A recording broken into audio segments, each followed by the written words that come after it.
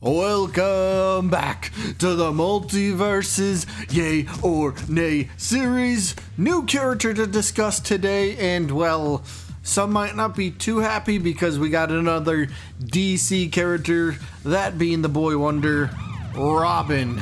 I know it's a talking point in the community, enough DC characters so far, but let's face it, odds are we're getting more DC characters in the future, whether we like it or not. So the question becomes, do you want Robin as a playable character in Multiverses, yay or nay? Well, as always, we'll go over, what we normally do, moveset, alternate costume ideas, taunts, that sort of thing. And then towards the, second half of the episode, if you will, we do got the updated yay or nay stats. So without any further ado, let's begin. Move idea number one for Robin, and I think this could be his grounded side attack or his jab combo, if you will. And it would be Robin utilizing his trademark staff. He uses this quite often in combat, so this has to be a part of his moveset somewhere. Maybe 1, 2, 3 different attacks, if you will, but he's got a lot to choose from. But for this one, his grounded side attack or his jab combo, he just takes his staff and he kind of like jabs or thrusts it outwards 1 or 2 times. And then it's like a rapid flurry of strikes with the staff, just jabbing it outwards, dealing pretty decent amount of damage. Again, it's going to be your typical jab combo, 1, 2, 3 hits, but then of course the third hit is going to be the flurry of attacks. Going to do a little bit of, lesser damage, but the final hit's going to be the one that has the biggest knockback, of course, because, that's how flurry attacks work. But Robin using his staff absolutely has to be a part of his moveset somewhere. Odds are would have to be 1 or 2 or 3 moves, but at least for this one, it could work here. Again, the staff is a staff. It can operate pretty similarly to a sword. It could be like a forward air where he just kind of like swipes it forward, or maybe an uppercut with it, whatever it is. But either way, his staff would absolutely have to be involved in his moveset somewhere.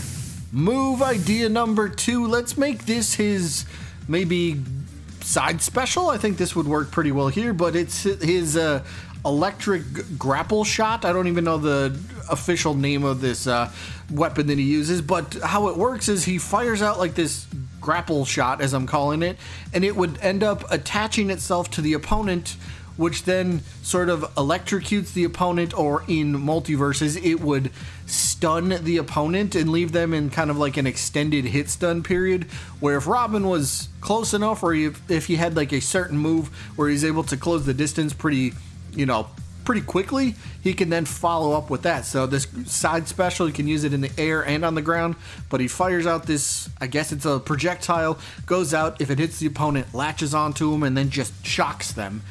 All the electricity flying everywhere. Though we still have a perk or 2 that revolve around electricity or stacks about that.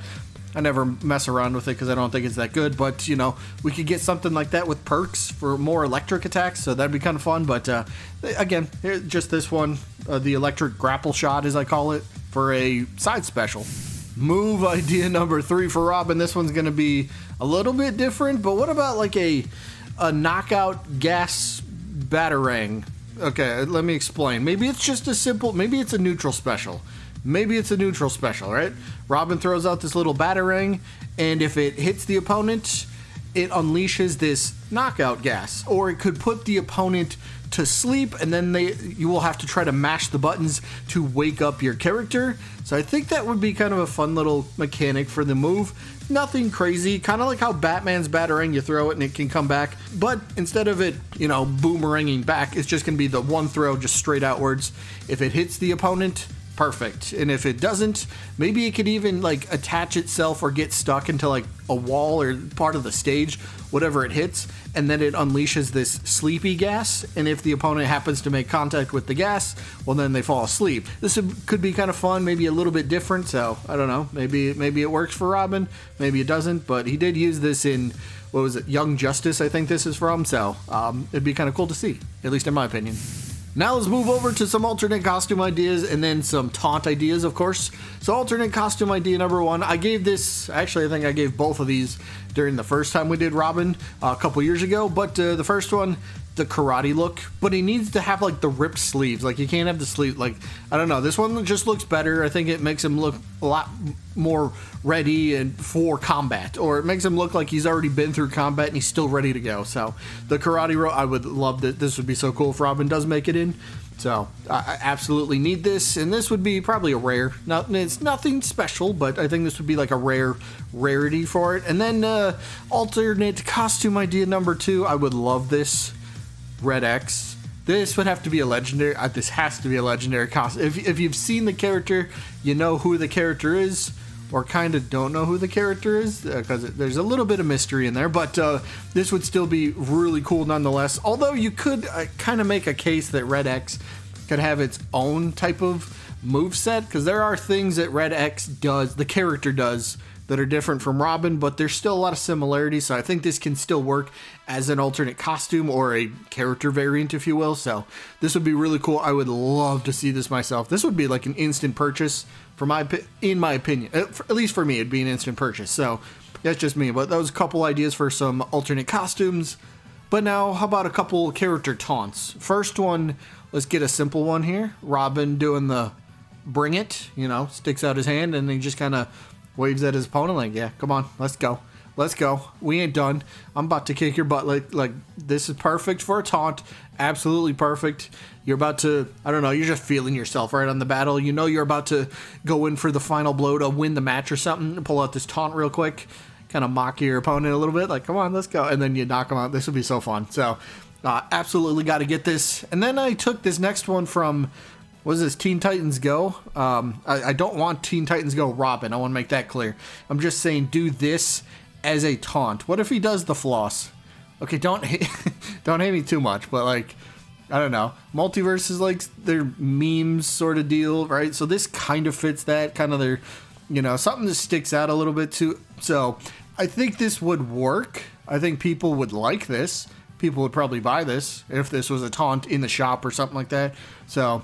but now for the yay or nay portion, for me, I think Robin gets a yay. It's like a low yay for me, but I'd still love to see him on the roster duking it out. But like, yeah, we need a break from some DC characters. We got to get some other franchises that need more representation or their first representation. But I'm not going to be against Robin making it into this game. So for me, he gets a yay. Let me know what you guys got down in the comments. But now for the second half of the video, here come the updated yay or nay stats. And here they are, and if memory serves me correct, we have 3 brand new characters to go over for the first time in, well, round 2 of these stats. And the first one is, well, Daffy Duck, and he places at number 1. I am not surprised at this. Daffy Duck was like the number 1 most yay or nay portioned character the first round we did this, and his first time he appears in round 2 for Multiversus stats, Multiversus yay or nay stats, he's back to number 1. Look at that, 108 total votes, 107 yays, 1 nay, because there's always one person, but 99.07% yes to no ratio, which is crazy, but everybody else gets bumped down a little bit. But Fred Flintstone, Johnny Bravo, Spear and Fang, Ben 10, and Grimm round out the top 6 characters. And by the way, all the other 5 characters, they all went up in percentage points, whether it be just a little bit or even a 0.25% like Ben 10 did. Next group of 6 characters, we have our second of 3 new characters, and that would be in 8th place, Ash Williams from the Evil Dead series. And how did he fare? Well, he came up with 90 total votes, 81 yays, 9 nays, which gives him a 90% yes to no ratio, which was better than I thought. I know there's fans of Ash and Evil Dead out there. I didn't think he'd score in the 90%. I thought he'd maybe be like mid-80s at best. So a little surprising for me, but kind of a good surprising. So that's kind of cool. But the rest of the characters, Mordecai is now down in 7th place, Rigby in 9th, Space Ghost fell to 10th, Scorpion from Mortal Kombat in 11th, and Freddy Krueger in 12th. I think the only character that fell percentage points was Space Ghost, and he fell almost 1 whole percentage point. But I think he only had 1 vote, and it was a no, so that's going to bump him down quite a bit. Next group of 6 characters. We don't have that 3rd new character yet, so they must not have done too well. But the 6 characters that we do have, Master Shake, Foghorn Leghorn, Invincible, Pennywise, Osmosis Jones, and of course Stay Puft Marshmallow Man. So this was kind of a mixed bag. So Master Shake went down percentage points slightly. Then Foghorn and Invincible both went up in percentage points. Pennywise got 0 votes from the last time we seen him. Osmosis Jones, I think, had, was it 1 or 2 no's, so that dropped his percentage points.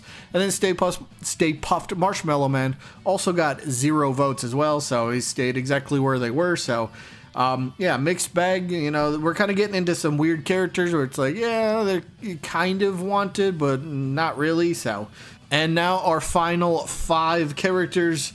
Craig, Pearl, the third of 3 characters. She did not do tremendously well, although she's only had 1 week of stats to pull from. But Pearl starts in 20th place, 81 total votes, 55 yays, 26 nays, which equates to a 67.9% yes to no ratio, which is good enough for 4th to last place. But those are our top 23 characters that we've done.